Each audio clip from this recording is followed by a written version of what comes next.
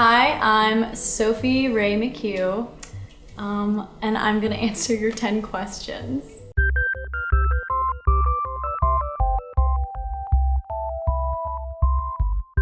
You found a spaceship. What do you name it, and who's on the crew? Okay, somebody asked me the other day to suggest a name for a radio show. I was like thinking about it for a couple of hours, and what I came up with was The Vibe. Cause it's contemporary, but it's timeless. And they did not take that suggestion for the radio show, which means I can take it for my spaceship. So we're taking The Vibe, we're taking it to Mars, and who am I taking with me? If I'm allowed to come back from my mission, then I don't have to bring like my mom or all my loved ones. Oh God. It's like the question of like, who do you want, what famous person, dead or alive, do you want at the dinner table? I don't know, Chris Fleming. He's a really good, funny comedian. If I have the pick of the litter, like, I'm not taking my friends. I can see them when I come back. I'm taking Chris Fleming, Jenny Slate, Julia Nunes, one of my favorite singers. That's a pretty good crew. Like, let me just keep it small. And then I'll see everybody I love when I come back. But like, have a baller time in space on The Vibe. If you could choose the slogan for your hometown, what would it be? My hometown is Tucker, Georgia. That's honestly a cute idea for a slogan. My hometown is Tucker, Georgia. Can you imagine just like driving through that town and you see that and you just go like, oh, that's sweet for somebody for whom it's true. And that's true for me. Or, Tucker, Georgia, we have an abandoned pile of tires. It was really fun growing up there. There's a lot of like car repair places on the stretch near where I live. And so I guess those are like abandoned there. But no, the first one. I like the first one. What's your shower routine like? I hop in and it's turned up really hot, so much so that anytime I shower with another person, we have to negotiate a little bit. It's never a temperature I like it to be when it's with another person, but when I'm with myself, shampoo, conditioner, feeling guilty about how many empty bottles I have and how I have to take them to TerraCycling because like they're really hard to recycle. You can't just toss them in the regular recycling. You have to bring them to a TerraCycling unit, but those aren't like easy to access, so I feel guilty about that for a little minute, and then I do face scrub. What's your DJ name and how did you come about it? My DJ name? MCQ. Because my name's McHugh, so like MC. Any Irish person can really take that. It was actually bestowed upon me though by somebody named Igor. I feel like I shouldn't give a last name right now, but Igor gave it. Thanks, Igor. MCQ in the house. What's your most useless talent?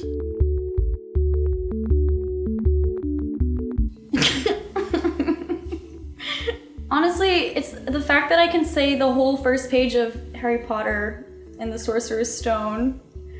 And it was useless until one improv show when it very naturally came up and I got to say the whole page and everyone was very impressed, and now it's back to being a useless talent until that happens again. Mr. and Mrs. Dursley of number 4 Privet Drive were proud to say that they were perfectly normal, thank you very much. They were the last people you'd expect to be involved in anything strange or mysterious because they didn't hold for such nonsense. Mr. Dursley was the director of a firm called Grunnings, which made drills. He was a big, beefy man with hardly any neck, although he did have a very large mustache. Mrs. Dursley was thin and blonde and had nearly twice the usual amount of neck, which came in very useful, for she spent so much of her time craning over garden fences, spying on the neighbors. The Dursleys had a small son called Dudley, and in their opinion, there was no finer boy anywhere. The Dursleys also had a secret, and their greatest fear was that somebody would discover it. They didn't think they could stand it if anyone found out about the Potters.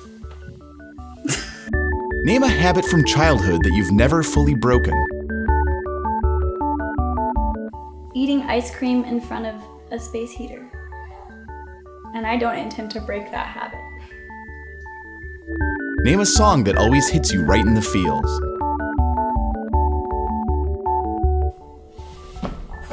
Okay, the song that always hits me right in the feels, and I'm so glad I get to share this with you all, is Drops of Jupiter by Train. Because, I don't know how many of you know this, Drops of Jupiter by Train isn't just a song where he's talking about like Jupiter and like fried chicken and stuff. This song is about his mom and like how his mom died. And the whole thing, if you listen to it, it's like drops of Jupiter in your hair, like when you sail across the sun, did you make it through the Milky Way? I'm getting chills right now talking about it. But it's like, she's dead, so she's kind of exploring this like metaphysical, like out there sort of spiritual world now, and he's still stuck with the concrete, like the best cup of coffee you've ever had. And he's like asking like, will you remember me? Like, and all the little concrete things that make life beautiful, like your first dance and fried chicken when you're just like skating among the stars. And it like, it's one of my cry songs for sure. Tell me something brave that you've done that most people don't know about. Something brave? I'm trying to think of the last time I was scared, because I feel like bravery is the antidote to fear. Honestly, I really don't like, I don't like giving speeches in front of people. Like, I like improvising and I like acting, because one's totally without a script and one's like totally scripted. But the in-between thing of like giving sort of off-the-cuff speeches, like I come off very stilted and unprepared and like entirely too casual. So lately, you know, not the bravest thing in the world in the grand scheme of things, but I've been volunteering to speak more at meetings at work. And I spend the whole day just sweating and worrying, and then I do it, and then I like feel either really great or really terrible afterwards, but relieved that it's done. And one day I'll be better at it, and I'm gonna keep on volunteering to speak at meetings until I am. It's counterintuitive because I'm such a performer. I do a lot of performing, but I don't like talking like that in that way.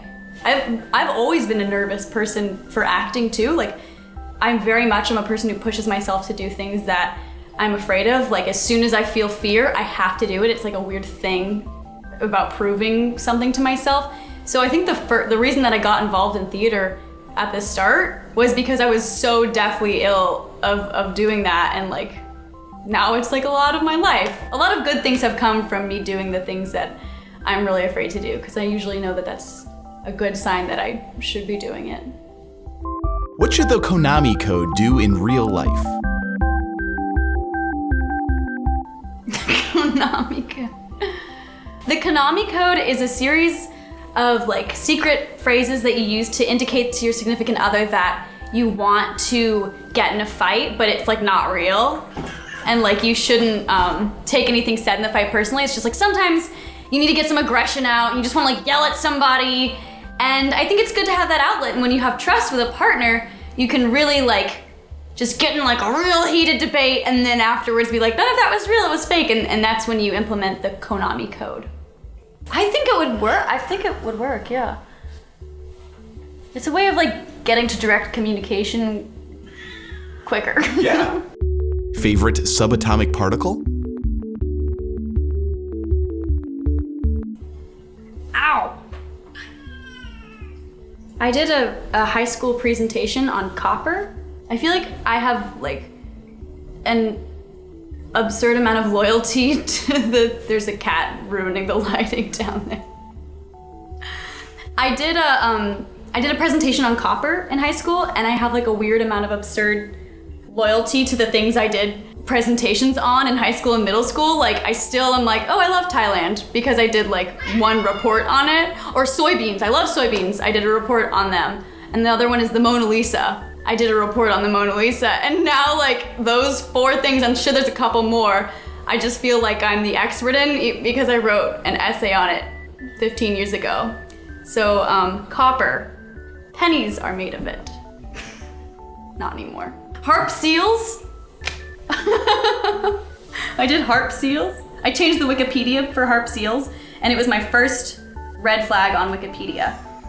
And I got banned later, but that's another story.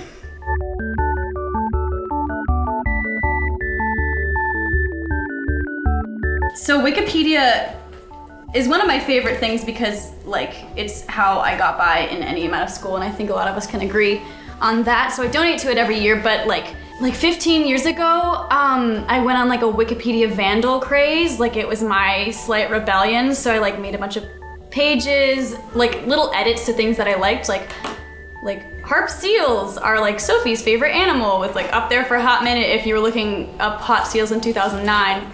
Harp seals. Hot seals. The one that got me banned was I made a page called The Virtual Nipple, and I like wrote about what I thought that invention might look like, and then I got automatically banned, and then years later I had to go through an appeals process and like submit a formal little reprimanding myself essay to be like, sorry that when I was 13 I did this, I'm like in college now, like can I have editing capabilities? If you ever are on Wikipedia, go on the talk tab. Like if you're on like the page for cats, go to the talk tab and you can see all the things that the volunteer Wikipedia editors are debating about, and it is juicy stuff. It's one of my favorite things to read. You did it. Oh sweet, yay. You did your first video. Oh yay, oh we don't do the other one now? Oh, we're gonna do it now. Okay, sweet. But I'm gonna pause this video and then I pause that recording so they're separate files. Makes Again, easier for editing, so you can stretch your legums or My legums. your legums, your vocal cordums, whatever you need to do.